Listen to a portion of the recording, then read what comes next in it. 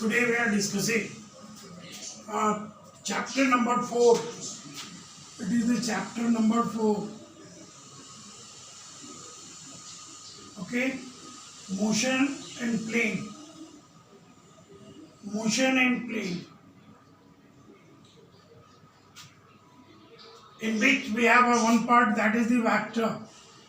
There are the two types of physical quantity. One is called the scalar and another is called the vector. Scalar are those quantity which is described by only magnitude, and those quantity which described by magnitude as well as direction, and it must be follow the law of addition of vector. There are the certain example. One example is distance. Okay, speed, work. So these are the example of etc. These are the example of scalar and vector. Displacement, which we have already discussed. Displacement, velocity, acceleration, etc. So these are the two quantity. Now we have a representation of vector.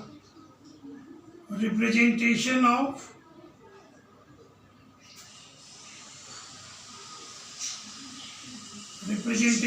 vector. Vector can be represented by, it is represented by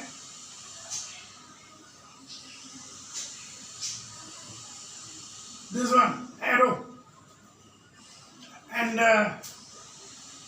इसकी जो ये length है ये magnitude को denote करता है. It is the magnitude and it is for the direction. Arrow gives the direction.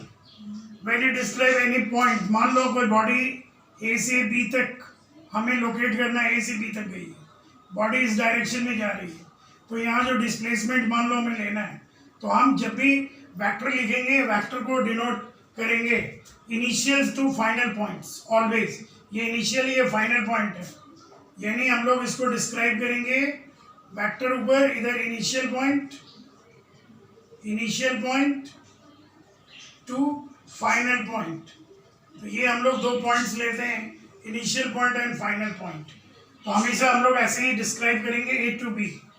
मान लो हमारा इसी में ए टू बी है और डायरेक्शन इधर है, then it can be written as b to a. So it is the way to representation of vector. Okay, now we have to describe the types of the vector. What are the types of the vector? Vector के types को हम कैसे describe करेंगे? Types,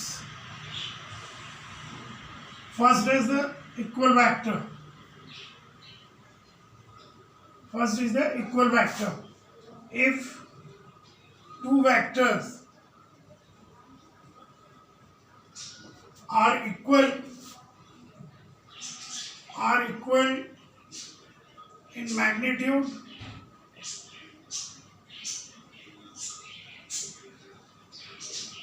as well as direction,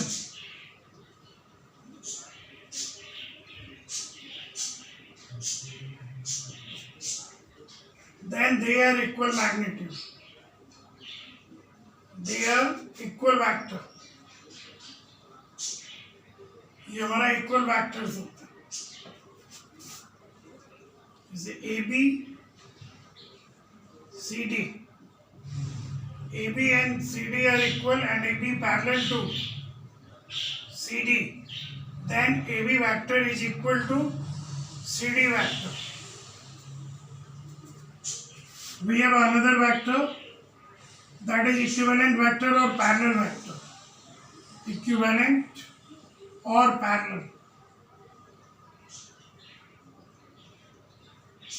It means those vectors which have same magnitude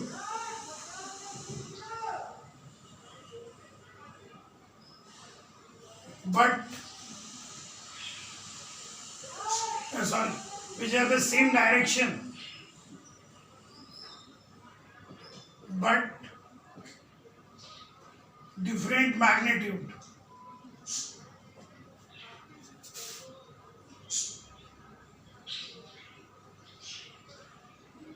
are called equivalent vector or parallel vector. That is the equivalent vector. Okay. Another vector, we have another vector. Another vector is negative vector. Negative vector.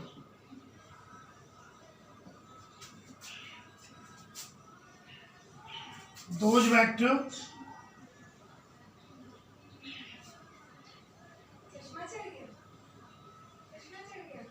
which have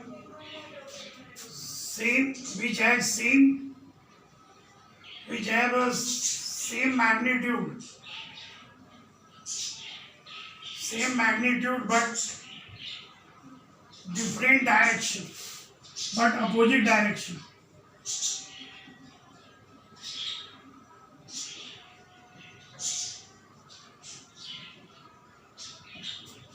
Then they opposite direction are called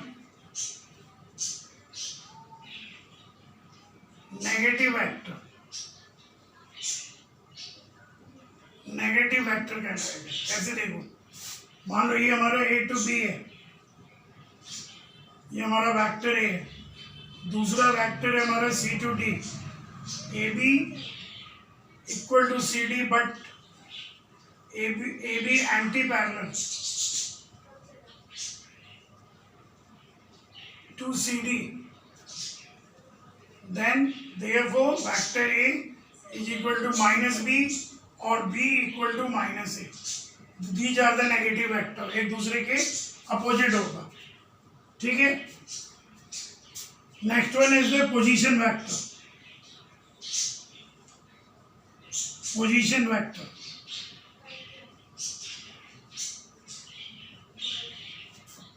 if two vector position vector next ऊपर कर देते हैं. ठीक है. So these are the different types of vector: equivalent vector, negative vector. So next one is the position vector. Next one is position vector.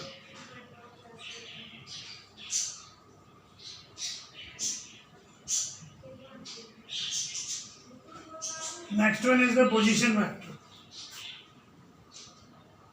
If a number of points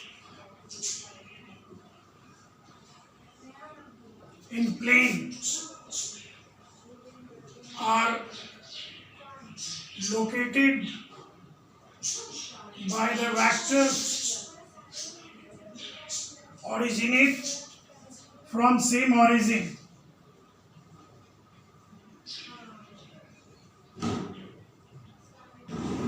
then they are called position vectors. They are called position vector. Position vectors of given point. Given points. जैसे मान लो बहुत सारे points हैं, इसको हम locate कर रहे हैं P, इसको हमने लोकेट किया Q, ये. So all these are the position vector, and position vector always denoted by R. It is denoted by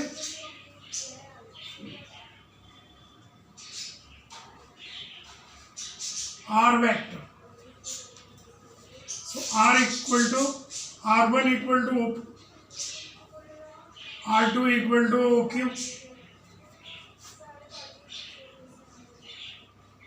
and R3 equal to OR। It means, इसका मतलब, and just look here, all are originated from O। सारे के सारे यदि एक ही origin से locate करते हैं डिफरेंट वेक्टर से, तो इसको हम लोग कहते हैं पोजीशन वेक्टर। ठीक है, अब इसके बाद है पोजीशन वेक्टर के बाद displacement vector.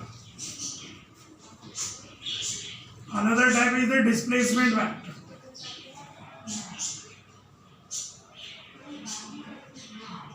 Displacement vector, displacement vector होता है हमारा, इफ जैसे हमारे पास ये दो वेक्टर, ये बॉडी ए से बी पे जा रही है, ये इसका डिस्प्लेसमेंट हुआ है ए और ये B.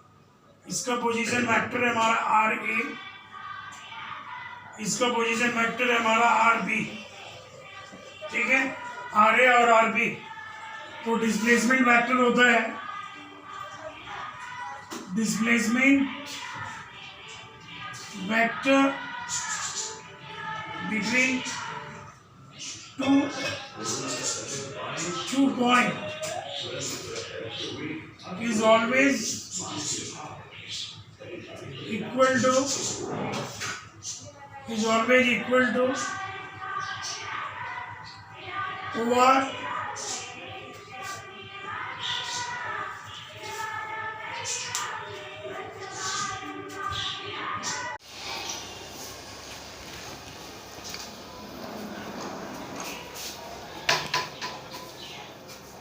now again we see the displacement vector। Displacement vector actual में यहाँ से यहाँ का डिस्प्लेसमेंट निकालना है, तो हम इसका पोजीशन वेक्टर ले लेंगे और इसका लेंगे। तो ये हमारा displacement vector A B, it is equal to R B minus R A.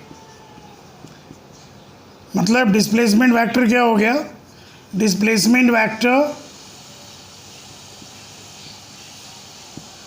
Is the difference between position vector of final point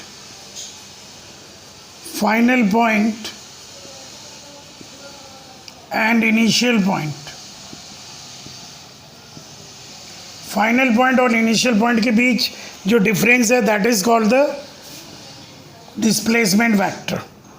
okay, so position vector which are located by the different points are located from same origin, that is called position vector, and another is the displacement vector। So and next one is the zero vector, unit vector। next one is unit vector। ये बहुत ही important होता है unit vector। Unit vector, actually unit vector is it is a vector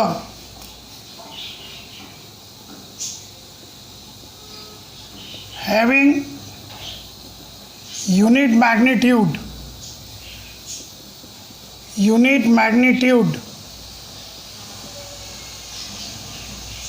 but gives the direction।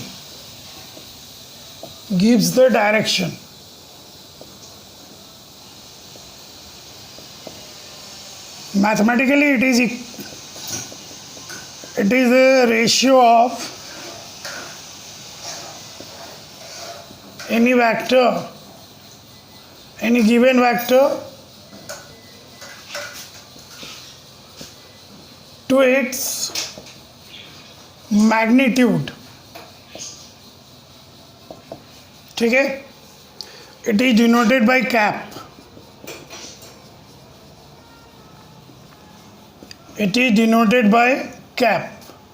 इससे denote करते हैं इसको, that is vector, unit vector A is equal to vector upon its magnitude. ठीक है, अब ये जो हमारा यूनिट वेक्टर है, ये सिर्फ डायरेक्शन बताता है।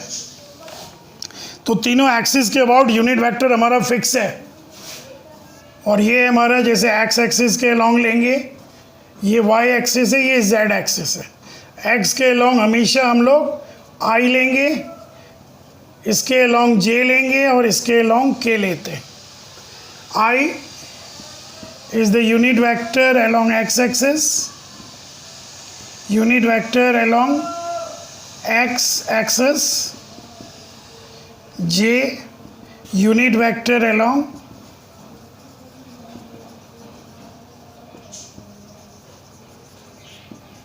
y-axis, and k unit vector along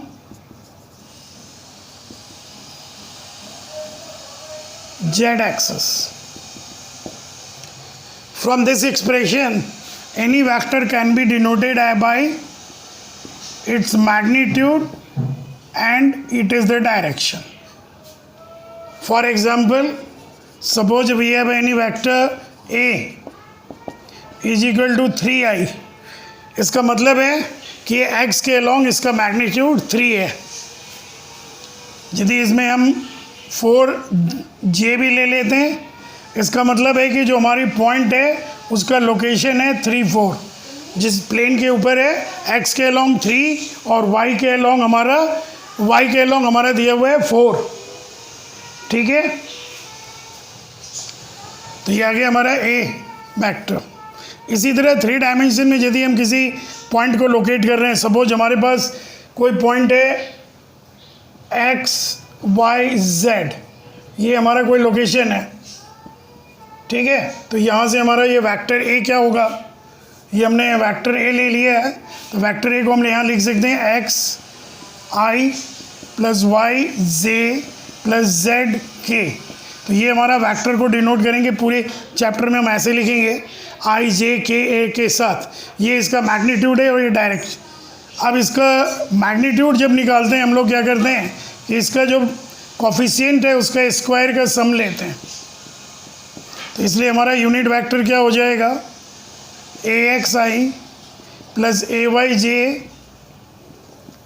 plus azk divided by under root ax square plus ay square plus az square. ठीक है, यानी यहाँ पे वेक्टर ए की जो वैल्यू है वो है हमारा axi plus ayj plus az के। ये इसके कंपोनेंट्स हैं x y z के अलोंग। यदि एक ठीक है इसके रिस्पेक्ट में लिखें हम, तो यदि हमारा x y z गिवन है xi yj plus zk divided by under root x square y square plus z square, यही होता है हमारा unit vector. Okay, it is the equal unit vector of A. ठीक है, तो ये आ गया हमारा यूनिट वेक्टर। अब एक एग्जांपल और देख लेते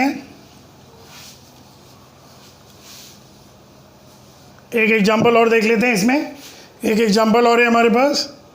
for example suppose A equal to given है 3i plus 4j plus 5k। तो ए की वैल्यू क्या होगी, ए का यूनिट वेक्टर निकालना है। तो ए का यूनिट वेक्टर क्या होगा, vector A upon its magnitude. तो यहाँ से हम ले लेंगे 3i plus 4j plus 5k divided by 9 plus 16 plus 25. It is the unit vector of given vector. Okay, so now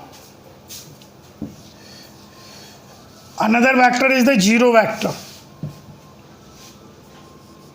Zero vector, a vector which magnitude is zero but still it has a direction. Still it has direction called zero vector. यानी इसका magnitude तो zero है मगर इसमें direction होता है. जैसे vector A को हम लोग इसके नेगेटिव वेक्टर से जोड़ रहे हैं, then we have a zero vector. इसी तरह वेक्टर ए को हमने मल्टीप्लाई किया है वेक्टर ए से, then we again get that is the zero vector. किसी वेक्टर को जीरो वेक्टर में ऐड करते हैं, then we get same vector. ठीक है, so it is the zero vector. Now we have, तो ये था हमारा टाइप्स ऑफ वेक्टर, जो इंपॉर्टेंट टाइप्स थे। अब हम लेते हैं next, addition of vector. How to add the vector. Addition of vector के लिए हम लोग एक बहुत इजी मेथड लेते हैं, that is called head and tail method. It is called head and tail method. Head and tail method में क्या करते हैं कि कोई भी दो वेक्टर हमें ऐड करना है, जैसे हमें वेक्टर ये ए है, वो ए वेक्टर है प्लस ए बी वेक्टर है, दोनों वेक्टर को हमें ऐड करना है, तो हम क्या करेंगे, एक का हेड दूसरे के टेल के साथ जोड़ देंगे। ये हमारा वेक्टर ए और ये वेक्टर बी है, ओ ए प्लस बी। तो इसका जो रिजल्टेंट होगा वो इसके इनिशियल और फाइनल पॉइंट को जोड़ने वाला जो वेक्टर होगा, दैट इज द रिजल्टेंट, यानी ए वेक्टर प्लस वी वेक्टर आएगा। तो ये क्या आ गया, head of one vector joined by the tail of another vector, then the vector joined the tail of first vector, head of second vector is the resultant of a plus b। तो ये हमारा head and tail method कहलाता है। तो ये तो हमारा addition का हो गया, यानी यहाँ पे ये क्या आ गया, O A vector plus A B vector is equal to O B vector. देखो इसको पहचानने का तरीका, ये इसका टेल है, ये हेड है, ये इसका टेल है और ये इसका हेड है। तो लास्ट में हमें किसका लेना है, पहले वाले का टेल, दूसरे का हेड, हमेशा ये कॉमन होता है। तो ये तरीका है हमारा एडिशन करने का। अब इसमें एडिशन के साथ बहुत सारे लॉज पढ़ने हैं अपने को, तीन लॉ होते हैं एडिशन ऑफ वेक्टर का, law of parallelogram, law of triangle and law of parallelogram, law of triangle and law of polygon. So now we have discuss the law of addition. जब हमने वेक्टर को define किया था, उसमें एक word लिखा था कि it must be follow the law of addition of vector. तो यहाँ पर हम पहले करते हैं law of addition of vector में सबसे पहले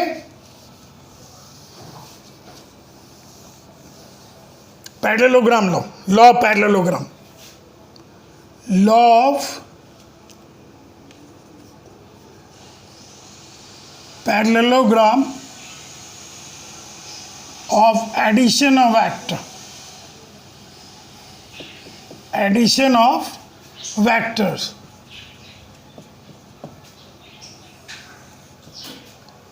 ये क्या कहता है, ये कहता है कि यदि मान लो अपने पास कोई भी दो वेक्टर को, यदि किसी पैरेललोग्राम के दो एडजेसेंट साइड से हम लोग रिप्रेजेंट करते हैं, ये दो वेक्टर है, इसके एडजेसेंट साइड से हमने रिप्रेजेंट किया, तो इसका जो रिजल्टेंट होता है, it is always along the diagonal. ये हमेशा डायगोनल की तरफ डायगोनल होता है, which passes through their intersection point. मतलब इसका रिजल्टेंट हमारा ये आएगा a plus B. It is the law of addition of vector. So we have the statement, if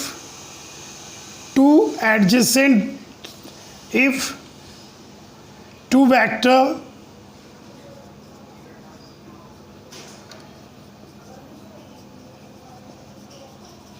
represented by the two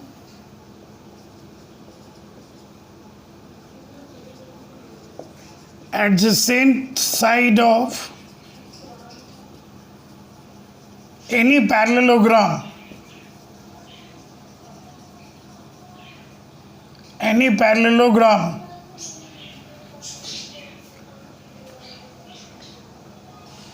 parallelogram, then their resultant मतलब a plus b है, resultant represented by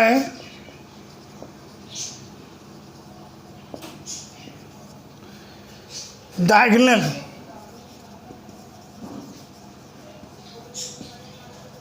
which passes through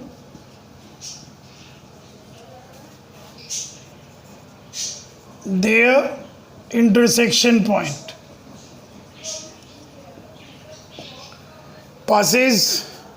Which passes to their intersection point. उसके intersection point से जो पास होगा वही vector हमारा, वही उसका रिजल्टेंट होगा. तो हम इसको प्रूव करके देखते हैं. Let O A vector is equal to vector A, O B vector is equal to vector b. Okay, since it is the parallel and the angle between these two vector is theta. Theta is the angle between vector a and vector b. Okay, so now in parallelogram this side is equal to this side, OB equal to AC and OB parallel to AC. Therefore, OB vector and AC vector are the equal vector. So it is the B. So now it is the B.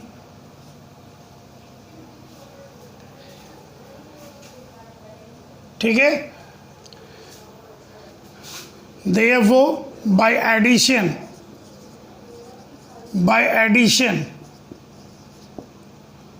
of vector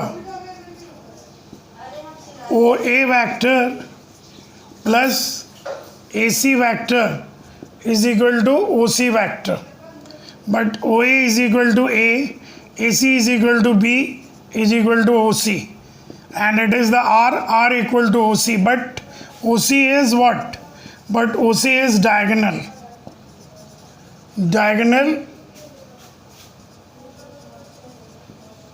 of parallelogram.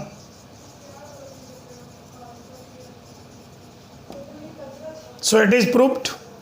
Now we have to find the magnitude of resultant.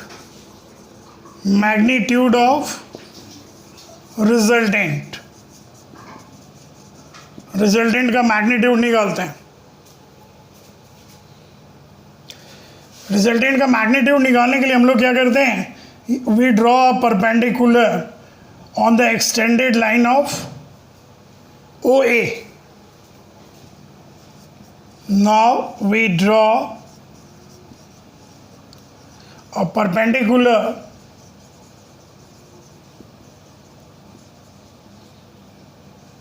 on extended line of OA. Okay, as CD. ठीक है, ये angle हमारा alpha है, ये हमारा theta है. Okay, so now we have to find the value of AD and CD. Therefore, देखो CD upon AC equal to sine theta,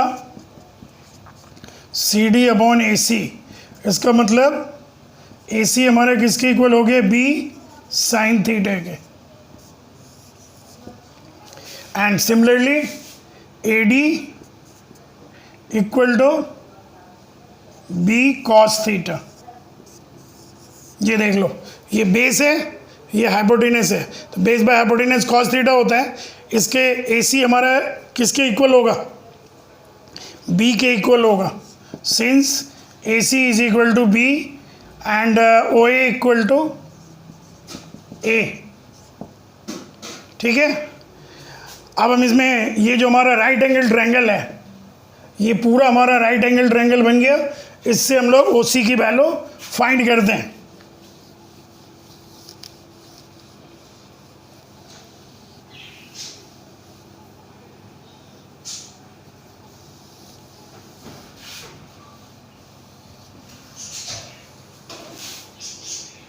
देखो, therefore in triangle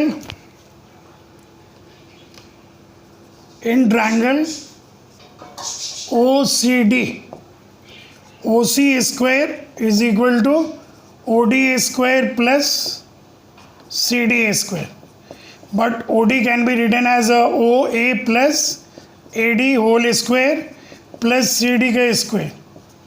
अब ओ ए हमारा कितना है, ए है, so it is equal to A plus B cos theta whole square plus A square sine B square sine square theta. ये value हमने यहाँ substitute कर दिया, तो ये कितना आ जाएगा, A square plus B square plus 2ab cos theta plus B square, oh sorry, A plus B का होल स्क्वायर लेंगे, ये क्या आएगा, A square B square cos square theta plus 2ab cos theta plus B square sine square theta, और ये आ जाएगा हमारे पास A square plus B square plus 2ab cos theta. So resultant is always equal to R square plus B square plus 2ab cos theta. तो यही हमारा are होगा, रिजल्टेंट होगा। अब यहाँ पर इसका डायरेक्शन निकालते हैं, डायरेक्शन ऑफ आर। तो आर के डायरेक्शन के लिए हम लोग क्या करें, इसी ट्रायंगल को लेंगे, यहाँ से tan अल्फा की वैल्यू फाइंड करते हैं, C D upon O D, और ये आ गया सी डी आ गया B sine theta divided by A plus B cos theta. So it is the direction, ये हमारा डायरेक्शन निकल गया। अब हम इसके कुछ स्पेशल केसेस डिस्कस करते हैं, ठीक है, और उस स्पेशल केसेस को हम लोग डायरेक्ट यूज़ कर सकते हैं। स्पेशल केस है हमारे पास, if two vectors are in parallel, two vectors are in same direction,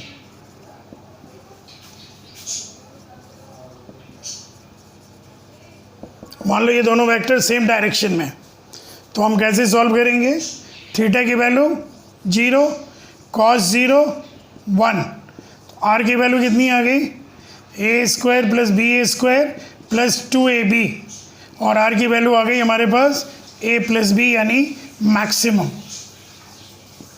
ठीक है, और अल्फा आ गया हमारे पास 0, ठीक है। दूसरा है if A and B are perpendicular,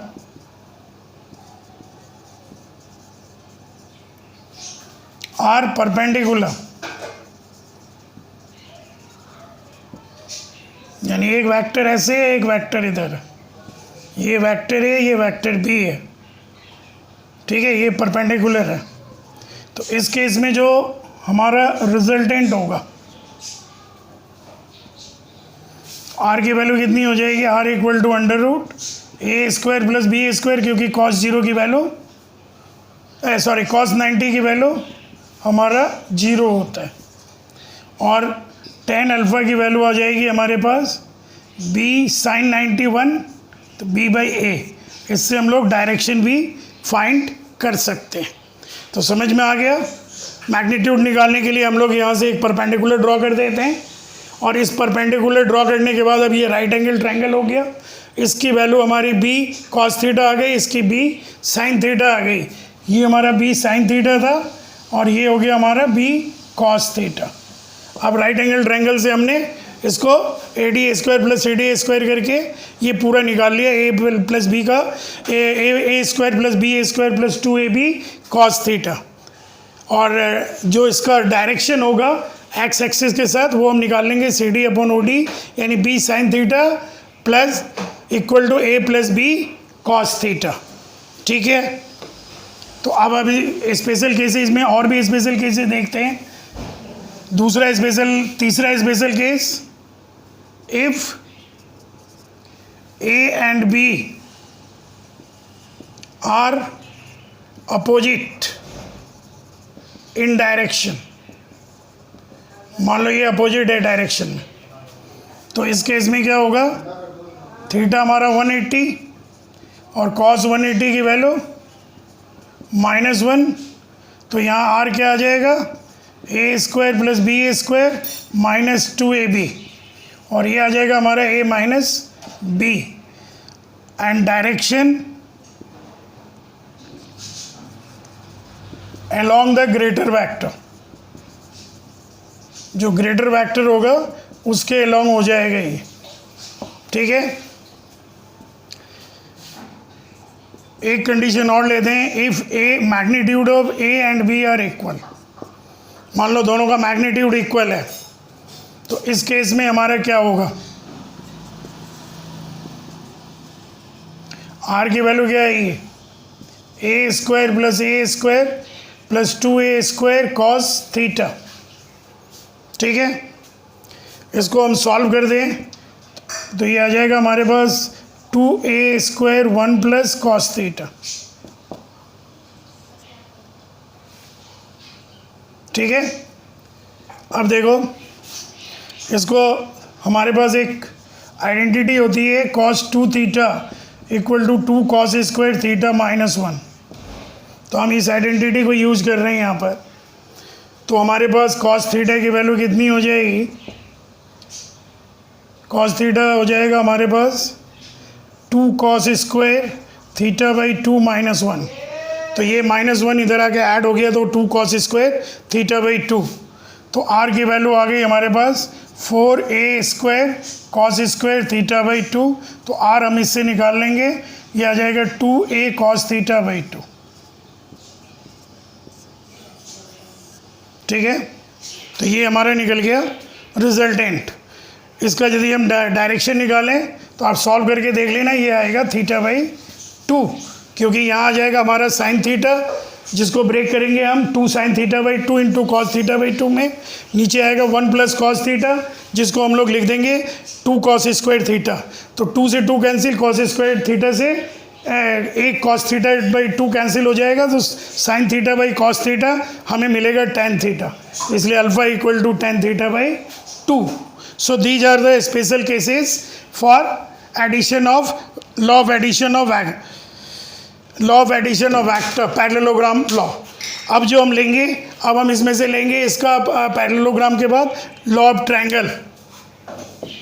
next one is the law of triangle.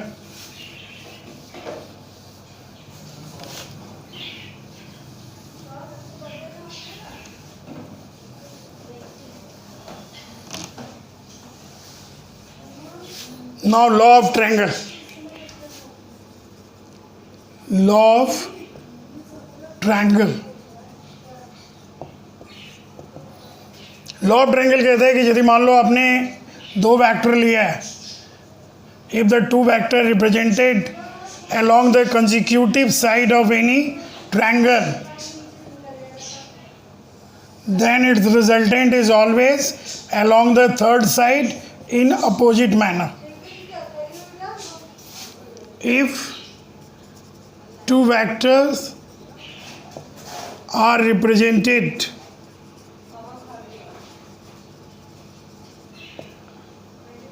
along the consecutive side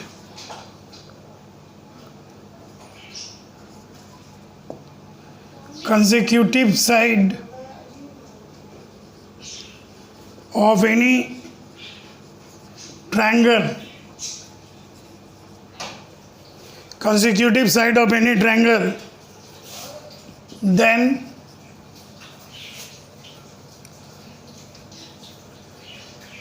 resultant of these two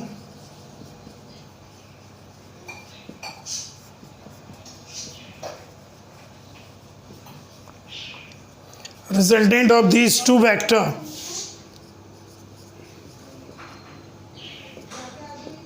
is always represented by third side in opposite direction.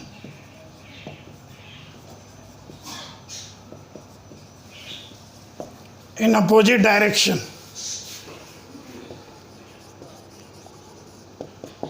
ठीक है, अब यहाँ से O A vector plus A B vector,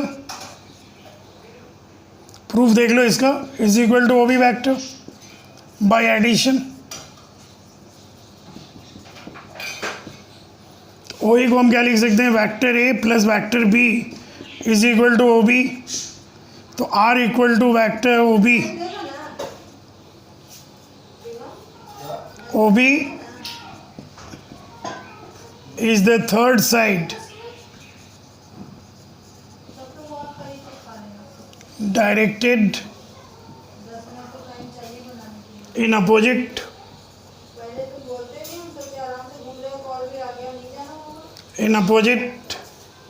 direction। ठीक है, अब इसमें भी हम मैग्नीट्यूड निकालें।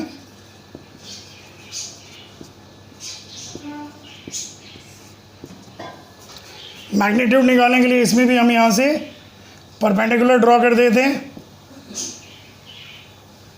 B C. ठीक है, ये हो जाएगा हमारा बी, ये एंगल हमने माना है दोनों के बीच का एंगल है थीटा, तो बी साइन थीटा, और ये आ जाएगा हमारा B cos theta. We draw a perpendicular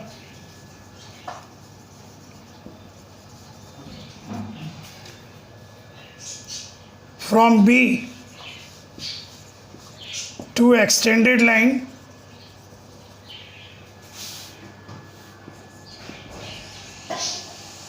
OA at C as BC। ठीक है, therefore BC is equal to B sin theta and AD is equal to B cos theta. Again we are taking R square equal to OC square plus BC square। ठीक है, और OC हमारा जैसे उसमें लिया था A plus B cos theta का whole square plus B square sine square theta, और ये हमारा आ जाएगा जैसे उसमें निकाला था, मैं डायरेक्ट लिख देता हूँ, A square plus B square 2ab cos theta. तो इसमें दोनों में मैग्नीट्यूड सेम निकलता है, A square plus B square plus 2ab cos theta, और tan alpha is equal to tan alpha हमारा निकल जाएगा B sine theta upon A plus B cos theta. और इसका जो स्पेशल केसेस है वो स्पेशल केसेस हमने जो उसमें डिस्कस किया था वही होगा, B sine theta upon A plus B cos theta. तो इससे हमने डायरेक्शन निकाल लेना है। तो ये हमारा था एडिशन ऑफ वेक्टर। इसके बाद हम करेंगे सब्सट्रैक्शन ऑफ वेक्टर।